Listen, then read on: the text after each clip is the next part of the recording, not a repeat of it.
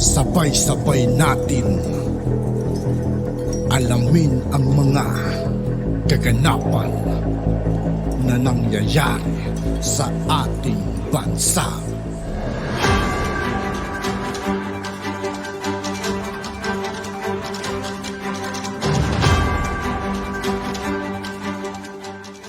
Yo, what's up mga kaibigan? This is I2K po again. Ngayon nandito ulit tayo sa channel ni Banat Kapanig TV. Dito naman ulit tayo magbibigay ng komento at reaksyon. Kaya samahan nyo ako guys. Let's go! Po, pinasasampahan na po ng kaso itong si Commissioner Guanzon, no? Dahil po sa isinagawa niya nung kung matatandaan niyo nung eleksyon, yung disqualification case against BBM. Ngayon po lumabas na po yung ombudsman at pinasasampahan na po ng kaso ito pong si ito pong si Commissioner Guanzon. Okay, si Guanzon. Punta tayo kay Guanzon. Ombudsman, okay, scrap charges against Guanzon. Bakit po kakasuhan si Guanzon? Natatandaan po. Dapat patasikuan mga kaibigan si Raul Manuel mga kaibigan. Diba? Pinagbibintahan ng pamilya Marcos nun. Pinagsisigawan niya na namamatay daw siya. Mamamatay tao daw ang mga Marcos mga kaibigan nun. Pinagsisigawan ni Raul Manuel mga kaibigan. Dapat yun ang kinakasuhan din mga kaibigan. Hindi lang si Guanzon, di ba? Ninyo ito nung eleksyon. Nung didisqualify po nila si Pangulong Marcos. Ang botohan po noon, nakalimutan ko na, basta talo si Guanzon, no? Pero bago ilabas yung anong tawag doon? Bago ilabas ng COMELEC yung kanilang posisyon, no? Inunahan na sila ni Guanzon, nagpa-interview na. Sinabi ni Guanzon, ang resulta ng botohan ay pabor kay Marcos, pwede siya hindi siya disqualified. Tapos pinagpa-interview na siya kagad, nauna na yung bakit siya pabor na ma-disqualify si Marcos. Bawal po 'yun, no? Bawal po 'yun sa mga korte at sa mga quasi-judicial body. Na i-discuss mo na, no? Parang ano po yan, ipinagbabawal po na i-divulge. Para mas maganda po, ito po. Records disclose that by virtue of respondent's position, she acquired valuable information relating to the disqualification case of Marcos Jr. And she prematurely divulged such confidential information prior to the official release of the COMELEC's decision. Okay. So sa madaling salita, bago yung official release, inilantad niya na. Ang isa pa pong bawal niya pong sabihin kung sino po yung nagsulat ng yung ponente, yung pong nagsulat ng desisyon. Sinabi niya rin na si Commissioner Perolino. Yun po yung mga nilabag nito ni Commissioner Guanzon. Kaya po siya ay makakasuhan ng graft ng ombudsman. Panawagan, no? Nasabi ko na po to before po magsalita si Pangulong Duterte, uulitin ko lang po. Hindi sinasadya na da-divert eh. Mukhang kaya nga ngayon nag-iisip ako, hindi kaya sinasadya ito o sinasadya na talaga rin. Kasi tignan po ninyo yung pangyayari, no. Ang init po noon eh. Mga militar po may boses na, yung legit po na may permahan na. Yan po yung PMAers na ayaw nila na pakikialaman yung kalayaan sa pamamahayag, no. Nagsabi sila na bagamat napalaya sila ka Eric at saka si Dr. Badoy, magbabantay sila kung yung kalayaan sa pamamahayag. Tapos etong mga uugok-ugok na NTC tsaka tong yung kay Lala Soto, ano na nga yan, yung MTRCB, biglang mainit pa po yung militar. Yung mainit pa po yung mali lang po baka yung mga mainit pa po yung pirma ng mga retired PMA. Sinuspindi naman ng NTC itong SM na. Yan po yung mainit na issue nun, no? Galit na galit tayo dahil si Pangulong Duterte nawala na yung gikan sa masa niya, samantalang ang dami po nating yung pong gikan sa masa yung nagiging guide ng mga Duterte supporters, Duterte vloggers ng mga kampanya natin, no, ng ating mga panawagan. At ang panawagan po natin na nakabatay po sa gikan sa masa, ilabas niyo yung resibo, di po ba? Before tong lahat ng pulburon, nananawagan po tayo ng i-audit sila ng katulad yung normal na audit na hindi lang po yung resibo, no. Yun po yun, tukoy na sila.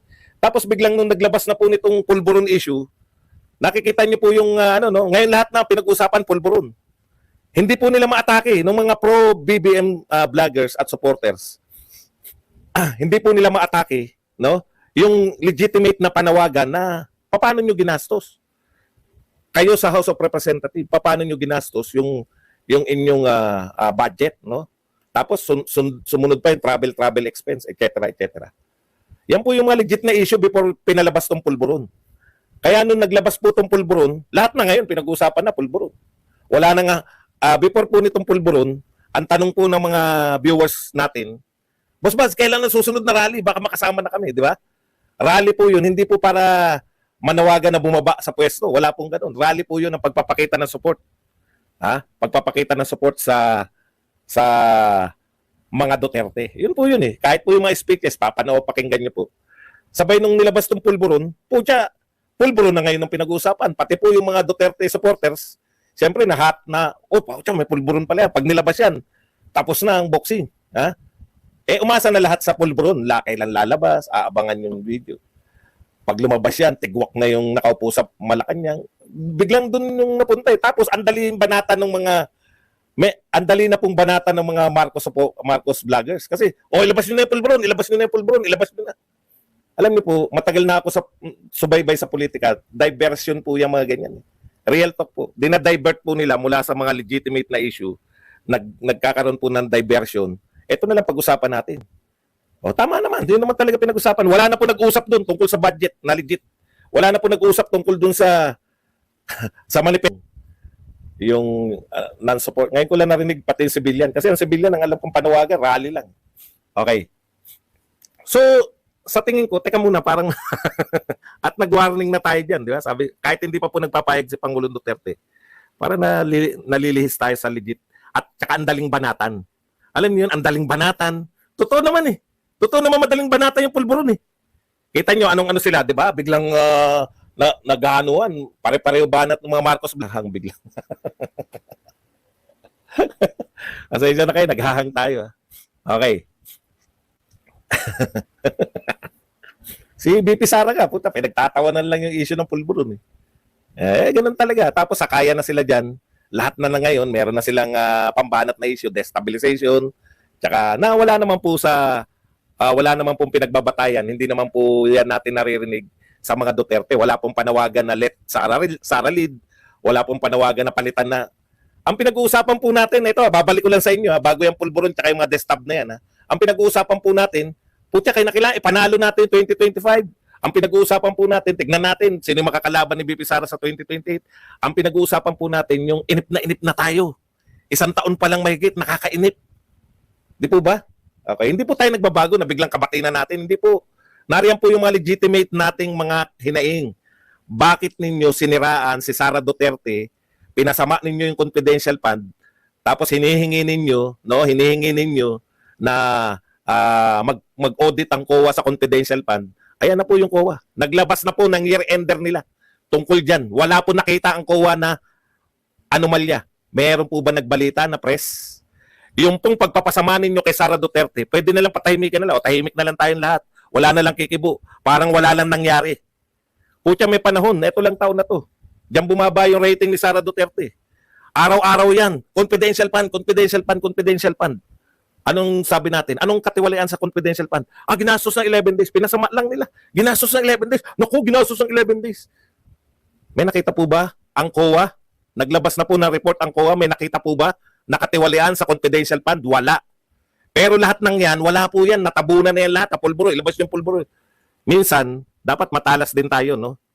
Baka hindi rin alam nung mga binibigyan ng mga issue. Kasi sabi nila, sa Malacanang daw galing yan. Yung mga ahas sa Malacanang ang nagbibigay. Minsan, baka totoo nga sa Malacanang binibigay, pero iba yung purpose nung nagbibigay. Mang-divert ng mga issue. Kaya, hanggang ngayon, nalilito. Ito po yung mga propagandist ni PBBM. Liton-lito po sila eh. Nagtataka po sila, sabi, ito mga banat nila, no? Nung naglabas si Pangulong Duterte, kawawa naman daw yung mga DDS. Kawawa naman daw yung mga DDS. Hindi nila alam kung sino paniniwalaan na nila. Yung paniniwala, hindi po kami nalilito. Yung mga Duterte sa...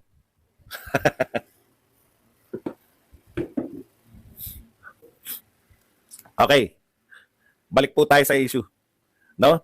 Pag nagsalita po si Pangulong Duterte at hindi po kami naniwala, hindi kami totoong Duterte supporter. Ganun lang naman. Pag nagsalita si Sara at hindi mo paniniwalaan, Tapos tatawagin mo sarili mo na Duterte supporter ka. Sinong Duterte pinaniniwalaan mo? Nababaliw na ba kami?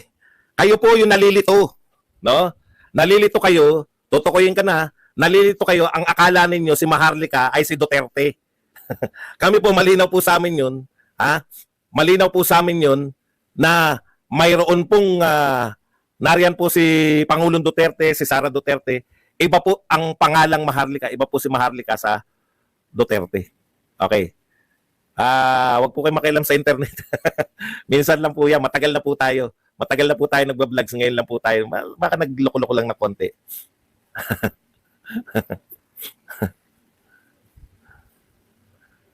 Okay, balik na po tayo. So hindi po kami nalilito, kayo ang nalilito, no? Nalilito kayo. Ang sinasabi nyo ngayon, paano na mga Duterte supporters? Oh, 'di ba sinasabi nyo yung pulburon? Tapos na. At yun nga po mga kaibigan, dito po nagtatapos ang ating reaction video. Muli ako po si I2K ng Sundalo ng Dunggalo. Maraming salamat sa patuloy na pagsuporta. Yeah, peace out.